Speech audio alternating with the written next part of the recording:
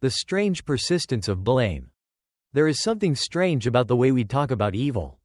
Even in a world where many people no longer believe in God, we still speak as if evil deserves an explanation. Not just a cause. Not just a mechanism. But an answer. When something terrible happens, a massacre, abuse, betrayal, genocide, we don't merely say, "This occurred." We say things like, "This should not have happened. Someone must be held responsible. This is unforgivable. How could anyone do this?" Those are not scientific questions. They are not biological descriptions. They are moral protests. And here's the puzzle. If God does not exist, if reality is ultimately indifferent, unguided, and morally silent, why do we still talk this way? Why do we still blame evil? As if the universe itself owes us an explanation? Tonight, we're not trying to prove God exists. We're asking a quieter, more uncomfortable question. Why can't we stop acting like evil is a violation, not just a fact of nature? Part 1. What do we mean by evil? Really? Before we go any further, we need to slow down. Because evil is a word we use constantly, but almost never define. We often treat it as interchangeable with pain, suffering, harm, inconvenience, things we dislike. But those are not the same thing. A hurricane causes immense suffering. Cancer causes pain. An earthquake kills thousands. Yet we rarely call a hurricane evil in the same way we call genocide evil. We don't put earthquakes on trial. We don't demand that cancer apologize. So clearly, evil means something more than suffering. When we say evil, we are not merely describing damage. We are making a judgment. A judgment that says, this did not merely happen. This was wrong. And wrong is a very strange word in a godless universe. Because wrong does not simply describe what is. It points to what ought not to be. That already takes us beyond physics, chemistry, and biology. Atoms don't care what ought to happen. Evolution does not punish evil. Natural selection does not condemn genocide. Yet we do. And we do so instinctively. Even people who reject all religious belief still feel compelled to say, some things are objectively wrong. No explanation can excuse this. This crosses a line. But what line? Where does that line come from? If reality itself is morally neutral? Pause point. This is where the tension begins. Because if evil is just a biological strategy gone wrong, a social malfunction, an evolutionary byproduct, then blame makes no sense. You don't blame a virus. You don't morally condemn gravity. You don't accuse a tsunami of injustice.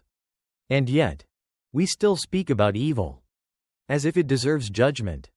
In the next part, we'll go deeper. Why pain alone is not enough to explain evil. And why our reactions reveal more than we think. Part 2, pain is not yet evil.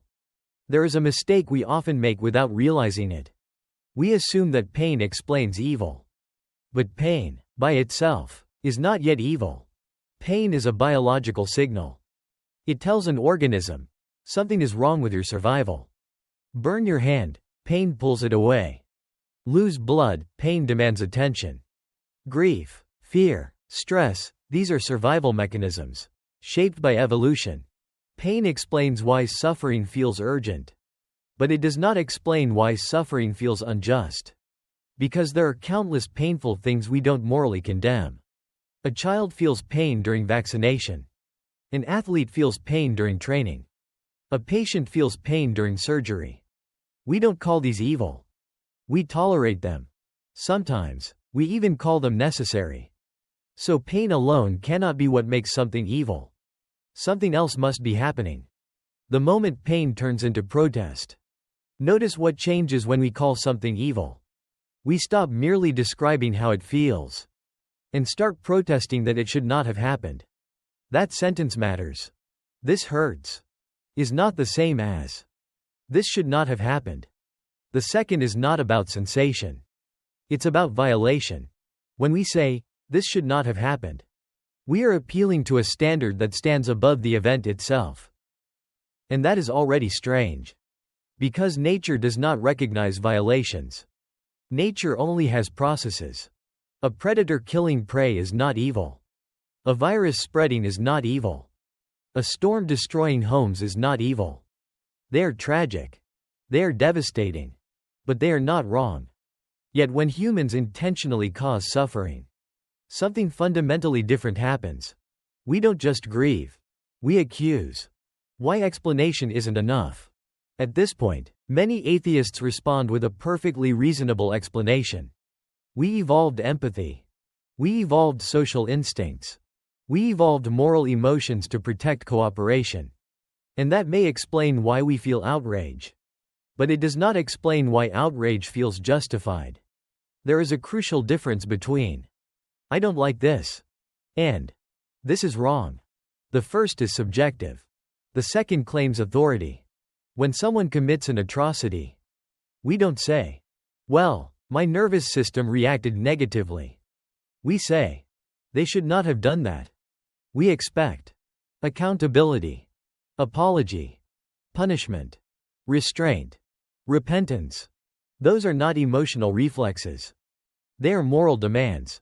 And moral demands are meaningless unless someone could have done otherwise and ought to have done otherwise.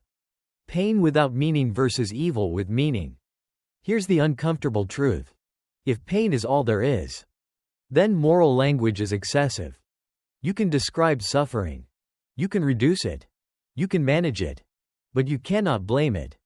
Blame only makes sense if suffering violates something real. Something like a moral order, a rightful boundary, an obligation that was ignored. Without that, all suffering collapses into the same category. Unfortunate events in a meaningless universe. Yet we refuse to talk that way. We instinctively separate accidental harm from intentional wrongdoing. And we do so even when both produce the same pain. Why?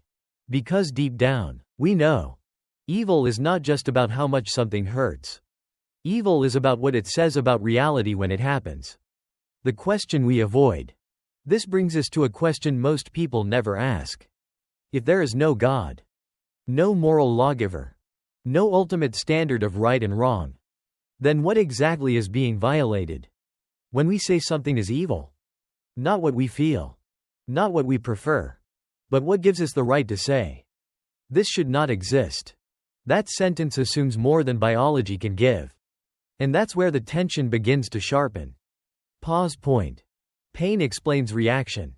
It does not explain responsibility. Suffering explains urgency. It does not explain guilt. In the next part, we'll go deeper into this gap. Why blame is not a biological reflex. And why responsibility is a dangerous word in a godless universe. Part 3. Why blame is not a biological reaction. We often assume that blame is just another emotion. Anger, disgust, outrage. Something our brains evolved to feel. But that assumption collapses the moment we look closer. Because blame is not just a feeling. Blame is a judgment. And judgments do something emotions cannot do. They assign responsibility. What blame actually does. When we blame someone, we are not merely expressing dislike. We are saying at least 3 things at once. You could have done otherwise. You should have done otherwise. You are answerable for what you did. None of those statements are biological facts. A neuron does not owe an alternative outcome. A chemical reaction does not fail a moral obligation. A reflex is not guilty. And yet, when we blame, we speak as if the person in front of us was more than a complex biological system. We treat them as a moral agent. That is a very strong assumption. Biology explains behavior, not accountability. Evolutionary explanations are very good at describing why behaviors appear. They can explain aggression, cooperation, tribalism, empathy, even cruelty. But explanation is not the same as justification. If someone says they acted that way because of their genes, environment, and brain chemistry, that may explain how the action occurred. But it quietly undermines the very thing blame requires. Because if every action is fully explained by forces beyond the agent's control, then responsibility evaporates. You don't blame a malfunctioning machine. You fix it. You don't morally condemn a defective algorithm. You debug it. Yet we do not treat human evil that way. We don't say, that murderer was merely a biochemical event. We say, they are guilty. And guilt is not a scientific category. The hidden assumption behind, he is guilty. To say someone is guilty is to assume they were not merely pushed by causes. They were not just unlucky biology. They were not just a broken system. It assumes agency, a real center of choice. But here is the problem. In a fully material universe, where everything that happens is the result of prior physical states, there is no room for true moral agency. Only causation. At best, you get behavior modification, not moral responsibility. Yet our entire moral vocabulary refuses to adjust. We still say, you should have known better. You had no right to do that. You are responsible for this harm. These sentences do not describe particles. They address persons. Why we don't blame accidents the same way. This difference becomes obvious when we compare evil to accidents. If someone trips and knocks over a glass, we don't blame them. If someone intentionally throws it at someone's face, we do. The pain might be identical. The damage might be identical. But blame appears only when intent appears. Intent is not visible in the physical event itself. You cannot see it in the motion of the arm. It exists at a different level of reality. And that level is invisible to physics. The dangerous word, ought. Blame always smuggles in one forbidden word. Ought. You ought not have done that. You ought to have restrained yourself. You ought to answer for this. Ought is not a description of the world. It is a demand placed upon it. And demands do not exist in a morally indifferent universe. Nature does not issue obligations. It only produces outcomes. So where does ought come from? Why does it feel binding, not optional? Why do we speak as if moral failure is not just unfortunate, but wrong? The quiet inconsistency. Here is the quiet inconsistency modern atheism struggles with. On one hand, everything is the result of blind processes. On the other, some people deserve blame. But if everything is blind process, then blame is a category mistake. And yet, we cannot stop using it. Even the strongest critics of religion still insist. Perpetrators must be held accountable. Injustice demands condemnation. Evil must be answered. Not explained away. Answered. And that word matters. Pause point. Blame assumes freedom. Freedom assumes responsibility. Responsibility assumes a moral order. But a godless universe gives us none of these. Only causes and effects. So why do we still talk as if evil is not just caused, but answerable? In the next part, we'll give atheism its strongest possible case. How a godless worldview tries to explain evil. And where that explanation quietly falls short. Part 4, the atheist explanation of evil. If we are going to be honest, atheism does not simply ignore evil. It tries to explain it. And some of those explanations are serious, thoughtful, and sophisticated. So let's take them seriously. The core atheist claim. At its strongest, the atheist position goes something like this. Evil is not a metaphysical problem. It is a human problem. There is no cosmic battle between good and evil. No moral fabric woven into reality itself. Instead, humans evolved as social animals. Cooperation increased survival. Harm threatens group stability. Over time, we developed moral norms to reduce suffering and increase flourishing. On this view, evil is behavior that damages well-being. Morality is a social technology. Blame is a tool for regulation, not a statement about ultimate reality. This explanation has real strengths. It avoids superstition. It relies on observable mechanisms. It explains moral diversity across cultures. And most importantly, It allows us to keep talking about morality without invoking God. At least, that's the hope. Morality is a tool, not a truth. According to this view, morality is not discovered. It is constructed. We don't uncover moral facts. We negotiate moral agreements. Good means what promotes survival and cooperation. Evil means what threatens them. Blame, then, is not about guilt in any cosmic sense. It is about signaling, disapproval, deterrence, boundary enforcement, a kind of social feedback mechanism.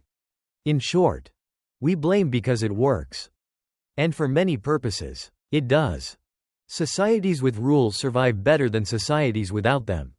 Punishment reduces some forms of harm. Shared norms stabilize groups. So far, nothing irrational here. The evolutionary account of moral emotions. At a deeper level, atheism often explains moral outrage biologically. Our brains evolved empathy for kin, fairness instincts, anger toward cheaters, not because these emotions were true, but because they were useful. Feeling moral outrage helped our ancestors protect the group, punish defectors, discourage exploitation. On this view, our sense of moral certainty is an illusion, but a useful one. We feel like some things are absolutely wrong because that feeling increased survival, not because they really are. The appeal of this explanation. There is something attractive about this picture. It is clean. It is naturalistic. It avoids metaphysics. And it allows people to say, we don't need God to condemn genocide. We don't need religion to oppose injustice. We can ground morality in human well-being. And to a point, they're right. You can describe moral behavior. You can encourage it.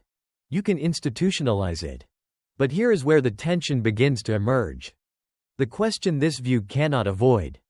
If morality is just a tool, if blame is just a strategy, if outrage is just an evolved emotion, then what happens when it stops being useful? What happens when harming a minority increases stability? Silencing dissent improves order? Eliminating the weak improves efficiency? Evolution has no objection to these outcomes. Nature does not care about fairness. It cares about success. And history is full of societies where cruelty worked, for a time. So on this account, calling something evil can never mean more than, we don't approve of this. Not, this must not happen. And yet, that is not how we actually speak. The gap between explanation and experience.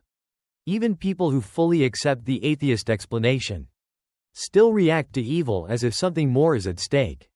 They don't say, this behavior violated our current social strategy. They say, this is evil. They demand justice, not just correction. Accountability, not just prevention. Condemnation, not just explanation. Those demands reach beyond utility. They sound like appeals to something real, not negotiated. And that is where the atheist explanation, strong as it is, begins to strain. Pause point. Atheism can explain why we feel moral outrage. But explanation is not the same as justification. It tells us why blame exists, not whether blame is right. In the next part, we'll confront this gap directly. Why explaining evil is not the same as justifying our right to condemn it. Part 5. Why explanation is not the same as justification. Up to this point, everything may still feel comfortable. Atheism explains why moral outrage exists, why societies punish wrongdoing, why blame feels emotionally powerful. Nothing mystical is required. But here is the problem. Explaining a behavior is not the same as justifying it. And this difference matters more than most people realize. The difference we often ignore. Imagine someone says, humans believe in fairness because it helped our ancestors survive. That may be true. But it does not follow that, therefore, fairness is actually right. The explanation tells us how the belief arose. It does not tell us whether the belief is correct. This distinction exists everywhere else in life. You can explain why people hallucinate, why people develop phobias, Why people believe false things. But explanation alone does not make those beliefs true. So the question becomes unavoidable. If moral beliefs are explained entirely by evolution, culture, and psychology, what makes them valid? Why it works is not enough. Many people respond. Morality is justified because it works. It reduces suffering. It promotes well-being. But works for what? Works for survival? Works for stability? Works for the majority? Those are practical goals, not moral ones. Because the moment morality is grounded in outcomes, it becomes conditional. If something increases well-being, it's good. If it decreases well-being, it's bad. But history does not cooperate with this logic. Some of the worst evils in human history: increased national stability, unified populations, accelerated technological progress. They worked for someone. And yet we still call them evil. Not inefficient. Not suboptimal. Evil. Condemnation goes beyond calculation. When we condemn evil, we are not doing math. We are not saying, on balance, this reduced overall happiness. We are saying, this should never have been done, even if it benefited others. That kind of judgment does not come from utility. It comes from principle. And principles are not discovered by evolution. They are asserted as binding. Which raises the question: binding on whom? And enforced by what?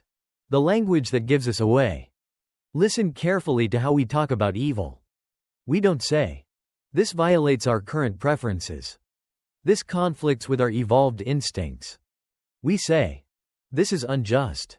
This is a crime against humanity. This must be answered for. Those phrases do not describe outcomes. They assert authority. They assume that reality itself sides with the condemnation. As if the universe agrees. Why justification is the hard part. Atheism is very good at describing moral phenomena. But justification is a different task entirely. To justify moral condemnation, you need at least three things: a real moral standard, not just a negotiated one; real moral obligation, not just social pressure; real moral authority, something that makes ought binding. Without these, condemnation becomes preference with volume. Louder. More emotional. But not more true. The uncomfortable realization. Here is the realization most people resist. If there is no objective moral order, then moral outrage is understandable. But not authoritative. You can still feel it. You can still act on it. But you cannot claim it is right in any deep sense. And yet, when confronted with real evil, almost no one is willing to say, this is just my opinion. We insist. This is wrong, full stop. That insistence demands more than explanation. It demands grounding. Pause point. Atheism can explain why we condemn evil. But explanation cannot tell us why condemnation is justified. And without justification, blame becomes a powerful illusion. Useful, emotionally compelling, but ultimately groundless. In the next part, we will face the hardest question yet. Can moral responsibility exist at all without God? Part 6, The Problem of Moral Responsibility Without God. By now, the tension should be clear. We blame evil, as if people are genuinely responsible. But responsibility is not a feeling. It is a metaphysical claim. It says something about what a person is, not just what they did. What moral responsibility requires. To say someone is morally responsible is to assume several things at once. They are more than a chain of causes. They had real alternatives. They could have acted otherwise. They deserve praise or blame because of that choice.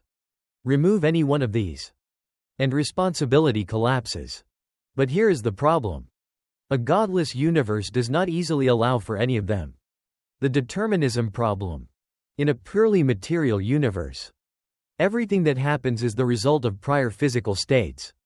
Your thoughts follow brain chemistry. Your decisions follow neural firings. Your character follows genetics and environment. At every moment, the state of the universe plus the laws of physics determine what happens next. If that is true, Then where exactly does responsibility enter? You didn't choose your genes. You didn't choose your childhood. You didn't choose the neural architecture that produced the decision. So when we say, you should not have done that, what we really mean, under strict materialism, is, the universe should have unfolded differently. But the universe doesn't take advice. The illusion of choice. Some atheists respond by saying, free will is an illusion, but a useful one. We feel like we choose, even if we don't really. But this answer quietly destroys blame. Because illusions cannot ground moral obligation. If no one truly could have done otherwise, then no one truly deserves condemnation. You can still manage behavior. You can still lock dangerous people away. But punishment becomes engineering, not justice. Yet notice something important. Almost no one is willing to accept this conclusion. Even people who deny free will in theory still speak as if people deserve blame in practice. They still say, he knew what he was doing. She is responsible for her actions.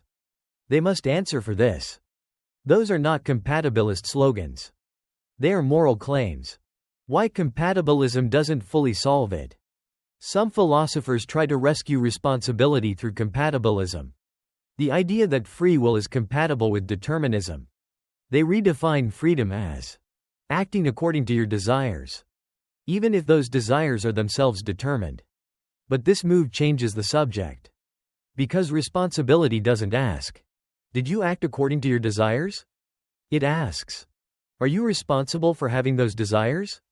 If your desires were shaped by forces beyond your control, then calling you morally responsible starts to feel like blaming the weather. The intuition that you deserve blame requires something deeper than internal causation. It requires authorship. The legal system reveals the assumption. This problem becomes obvious in law. Courts do not merely ask, did this action occur? They ask, intent, capacity, sanity, coercion. Why? Because we instinctively know. Responsibility requires a certain kind of self. A self that understands right and wrong, can restrain itself, can be held answerable. These are not physical properties. They are moral ones. And they don't arise naturally from particles. Why we refuse to let responsibility go. Here is the most revealing fact of all. Even when atheism logically undermines moral responsibility, we refuse to abandon it. Why? Because a world without responsibility is not just uncomfortable, it is unintelligible. Without responsibility, justice becomes meaningless. Guilt becomes confusion. Praise becomes manipulation. And evil becomes nothing more than malfunction. But we know that is not true. We know, intuitively, stubbornly, that evil is not just broken machinery. It is betrayal. It is violation. It is culpable. Pause point. Moral responsibility requires real agency, real alternatives, real obligation. A godless universe struggles to provide any of these. Yet we refuse to stop acting as if they exist. In the next part, we'll ask the question that ties everything together. Why do we speak as if someone is answerable? Not just to society, but to reality itself? Part 7. Why we speak as if someone is answerable. There is a subtle shift that happens when we talk about evil. At first, we ask, why did this happen? But very quickly, that question changes. It becomes, how could this be allowed? Who is responsible? Who will answer for this? That shift matters. Because explanation looks backward. Answerability looks upward. Explanation versus answerability. Science explains events. It tells us what caused them, how they unfolded, what conditions made them likely. But when people confront evil, they don't stop at explanation. They demand an answer. An answer is not just information. It is accountability. You answer to someone. And that, too, reveals more than we realize. Why answering to society is not enough. Many atheists respond, we are answerable to society, to the law, to each other. And that is partly true. But notice how we speak in extreme cases of evil. When societies commit atrocities, genocide, slavery, systemic abuse, we don't say, well, that was legal at the time. We say, the law itself was wrong. Which means we are judging society by a standard outside of society. That judgment does not come from consensus. It comes from appeal. Appeal to what? Crimes that outlive their courts. Consider the language of crimes against humanity. That phrase does something remarkable. It says, even if no court exists, even if no punishment is possible, even if the perpetrators die untried, they are still guilty. Guilty before whom? Not history. Not public opinion. Not evolution. Before something that transcends time, culture, and power. We speak as if justice itself has memory. The weight of unanswered evil. This becomes painfully clear when evil goes unpunished. When perpetrators escape justice, we don't just feel disappointed. We feel that something is unfinished. As if reality itself is out of balance. We say things like, they got away with it. That sentence makes no sense in a purely material universe. Because if no final account exists, then no one ever gets away with anything. Things just happen. And then they end. Yet we refuse to speak that way. Why answerability feels absolute? Answerability implies a final reckoning, a last word, an ultimate standard. Even people who deny all religious belief still speak in these terms. They say, in the end, justice must be done. Some things cannot be erased. Evil does not disappear just because it is forgotten. Those are not empirical claims. They are moral expectations. Expectations directed not at society, but at reality itself. The silence that feels wrong. Here is the quiet truth most people sense but avoid saying.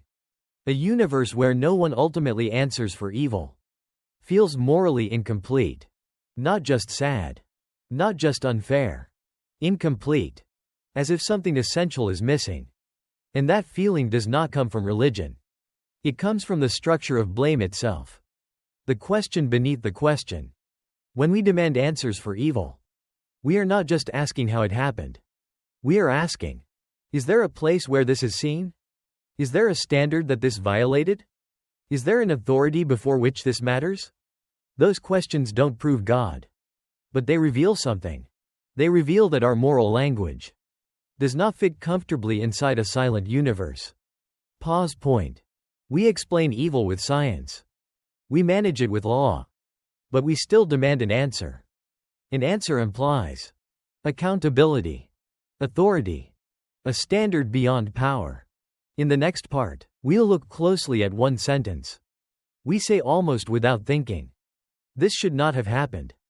And why that sentence carries far more metaphysical weight than it appears. Part 8, this should not have happened. There is one sentence people say again and again. When faced with evil. It appears after wars. After abuse. After betrayal. After atrocities no explanation seems to soften.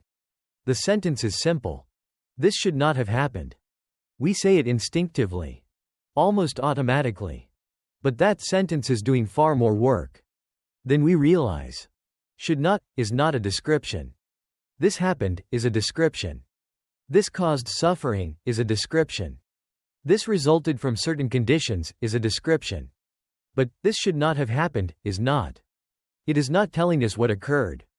It is telling us what reality failed to be. And that is a very strange thing to say about a universe with no moral structure. Because should not is not found in physics. It is not measured by science. It is not produced by evolution. It is a judgment placed over reality. Events versus violations. This is where a crucial distinction appears. Some things are merely events. A tree falls. A star explodes. A disease spreads. Tragic? Yes. Painful? Yes. Wrong? No. But when we say, this should not have happened, we are not treating the event as neutral. We are treating it as a violation. A crossing of a line that ought not to be crossed. But violations only exist where there is something to violate. Rules, obligations, boundaries. And those do not emerge from particles. Why we don't say this about nature? Notice how selective we are. When an earthquake kills thousands, we mourn, we grieve, we rebuild. But we do not usually say, reality itself did something wrong. Yet when humans intentionally cause harm, that sentence appears instantly. This should not have happened. Why? Because we sense that evil is not just suffering. It is meaningful suffering. Suffering that says something false about the world. The moral grammar we can't unlearn. The sentence, "This should not have happened," has a grammar that assumes there is a way reality ought to be. There is a standard that was ignored. There is a difference between what is and what ought to be. That distinction is not optional. It is built into the sentence itself. And yet, a godless universe recognizes no such distinction. It has facts, not obligations. The quiet protest against reality. When we say, "This should not have happened," we are not just condemning a person. We are protesting reality. We are saying, the world allowed something it should not have allowed. That is a dangerous sentence. In a universe with no moral governor. Because if no one governs reality morally, then nothing ever truly violates it. Things simply unfold. But our language refuses to accept that. Why this sentence refuses to die? Even people who reject all religious belief still say this sentence without hesitation. They may deny objective morality and theory. But in moments of real evil, they speak like moral realists. Not because they are inconsistent, but because the sentence itself demands realism. You cannot say, "This should not have happened," and mean, "This merely happened and I dislike it." The sentence reaches beyond preference. It claims authority. The weight hidden in ordinary words. This is why moral debates feel heavier than other disagreements. Because we are not arguing about taste. We are arguing about how reality is allowed to be. And that argument does not belong to chemistry or sociology. It belongs to metaphysics. Whether we admit it or not. Pause point. "This should not have happened," is not just an emotional reaction. It is a moral judgment. That assumes a violated order. In the next part, we'll make that assumption explicit. Why we experience evil as a violation, not merely an event. And why that experience doesn't fit a morally silent universe. Part 9, Evil as a Violation, not just an event. Up to this point, we've been circling one idea again and again. Now it's time to name it clearly. When humans encounter evil, we do not experience it as a mere event. We experience it as a violation. And that difference changes everything. What makes a violation different? An event simply happens. A violation breaks something. It assumes a boundary, a rightful order, a norm that ought to be respected. If no such order exists, then nothing can truly be violated. There can be damage. There can be pain. There can be loss. But not wrong. And yet, when we speak of evil, wrong is the first word that appears. Why intent matters so much? This is why intent changes everything. If a rock falls and kills someone, we mourn. If a person pushes someone off a cliff, we condemn. Same outcome. Same death. But one feels like tragedy. The other feels like evil. Why? Because intent transforms an event into a violation. It signals a will that crossed a boundary it ought not have crossed. But ought does not exist in physics. Evil feels like a tear in the world. When people speak about evil, they often use language of rupture. They say things like, "Something broke. This shattered our sense of the world.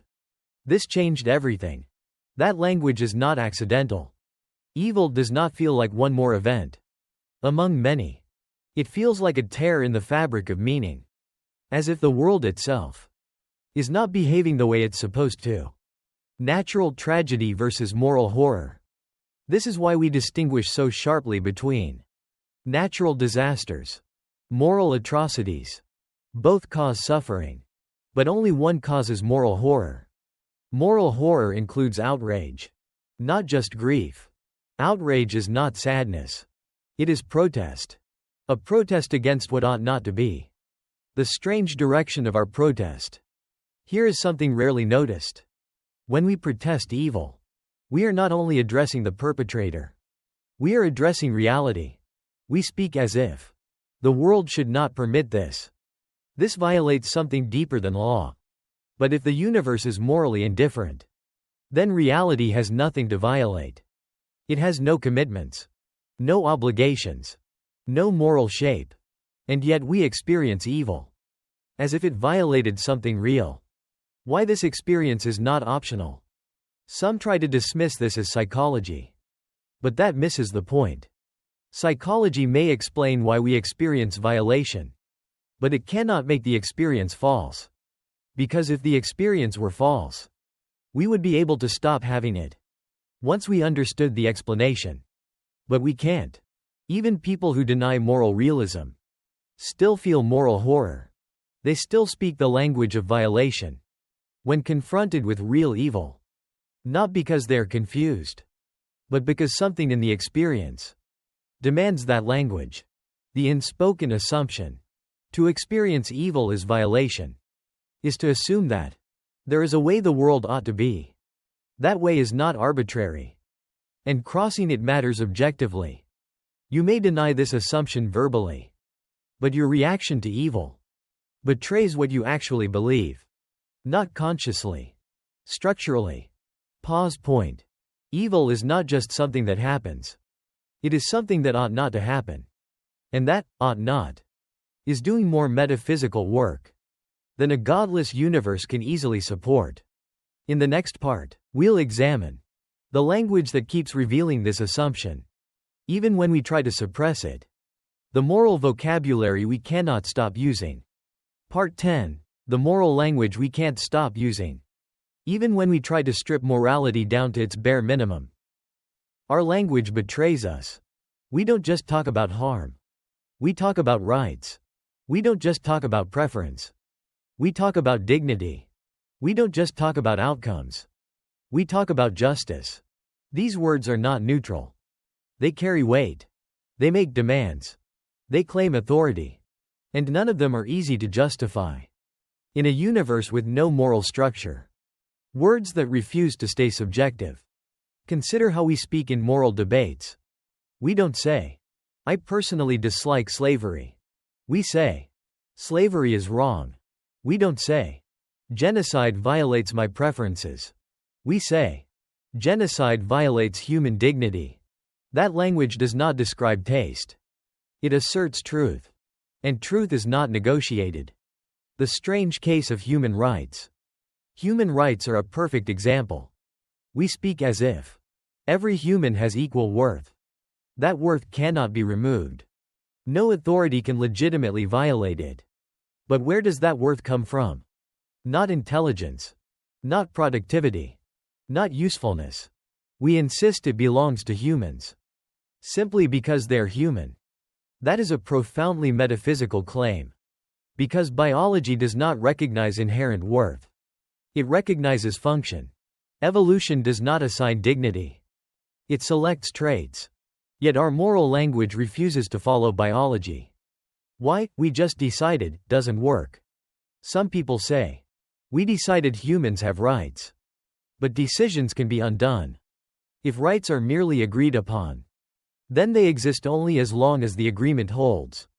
Yet we speak as if rights can be violated even when everyone agrees.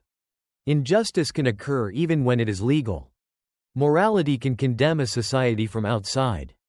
That only makes sense if moral standards are not created by consensus. Justice is not the same as order. Another word we use constantly is justice. Justice is not order. Order can exist in tyrannies. Justice is not efficiency. Efficient systems can be brutal. Justice implies fairness that is deserved, consequences that are fitting, wrongs that demand response. That demand does not arise from social convenience. It arises from moral expectation. And expectations presuppose obligation. The moral vocabulary that points beyond itself. Here is the pattern that should now be unmistakable.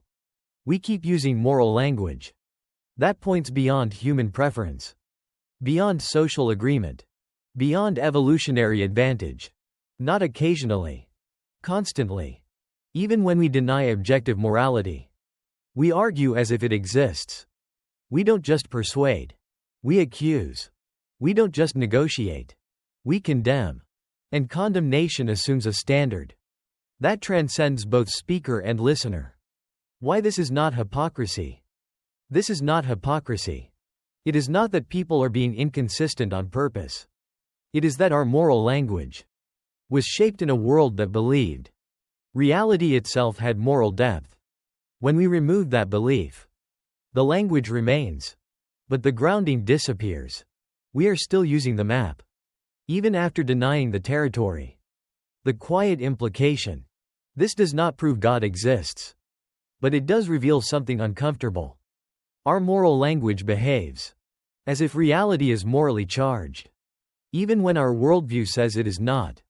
And that tension does not go away by explaining how we came to speak this way, because explanation does not make language true. Justification does. Pause point. We cannot stop talking about dignity, justice, rights, obligation, because these concepts are not optional. They are embedded in how we respond to evil. In the final part, we will not offer a conclusion, but a question that remains, even after every explanation is given. Conclusion. The question that refuses to go away. At this point, we haven't proven anything. We haven't argued that God exists. We haven't claimed that atheism is false. We've only done something quieter. We've listened carefully to how we actually speak about evil. What we discovered along the way. We discovered that we don't treat evil as a mere event. We don't respond to it as neutral observers. We don't explain it and move on. We blame it. We condemn it. We say, this should not have happened. And we say that even when our worldview tells us the universe has no should. The strange mismatch. Here is the strange mismatch we can no longer ignore. We live as if moral responsibility is real. Guilt is meaningful. Justice is owed. Evil violates something true. But we often describe reality as if none of those things exist. As if the universe is morally silent. As if everything that happens is just the outcome of blind processes. And yet, our reactions to evil refuse to follow that script. What this does not mean. This does not mean atheists are dishonest. Morality requires religion as a rulebook. Belief is irrational. It means something more subtle. It means that our moral instincts are making claims about reality, whether we acknowledge them or not. Claims that reach beyond biology, beyond convenience, beyond survival. The question that remains. So the question is not, can we explain why humans blame evil? We can. The question is, are we justified in doing so? And if we are, what kind of universe would make that justification true? A universe where blame is not just noise. Justice is not just preference. Evil is not just unfortunate, but actually wrong. The quiet invitation. You don't have to answer that question tonight. But it will not disappear. Because every time we say, this should not have happened, we are already standing inside it. Not asking whether God exists, but whether reality itself has a moral shape, and whether our refusal to stop blaming evil is telling us something we haven't yet learned how to say.